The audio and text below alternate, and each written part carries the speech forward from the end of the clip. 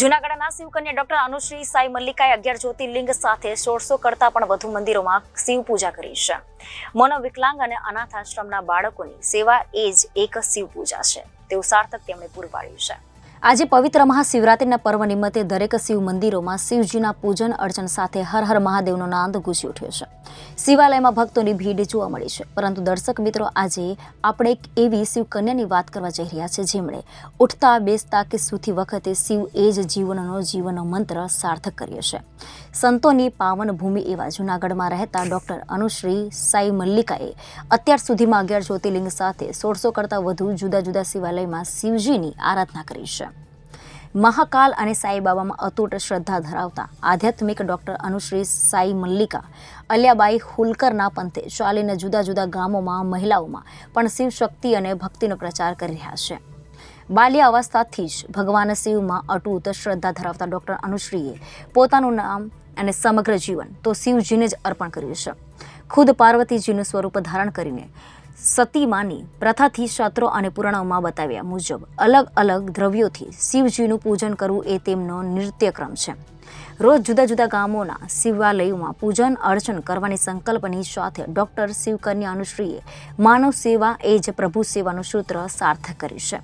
માનવ કલ્યાણની સેવાઓ કરતી સંસ્થાઓમાં પણ મનોવિલાંગ અને આશ્રમના બાળકોની સંસ્થાઓમાં ભૂખ્યાને ભોજન એ મહાદાન સાથે પોતાની સેવા આપી રહ્યા છે.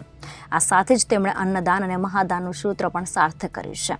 હું Shivkanya doctor Anushree Sai Mallika, philanthropist, qualified orthodontist, masters in Kathak, spiritual artist. તો આપ ભગવાન શિવને ભજી રહ્યા છો. ઘણા બધા શિવ મંદિરોમાં આપે પૂજન કર્યું. તો કેટલા અત્યાર સુધીના કર્યા ને આ કરવા પાછળનું કારણ શું છે? પહેલી વાત, શિવને પ્રેમ કરવાનું કોઈ કારણ હોતું નથી. એ કુદરતી જ તમારું કોઈ ઋણાનું બંધ છે. તમે આ ધરતી પર શિવપ્રેમી તરીકે અવતર્યા છો અને શિવને પ્રેમ કરવા અને એમની સેવા કરવા જ અવતર્યા છો. એવો મને અહેસાસ સાક્ષાત મા જગદંબિકાએ નાનપણથી જ કરાવ્યો છે.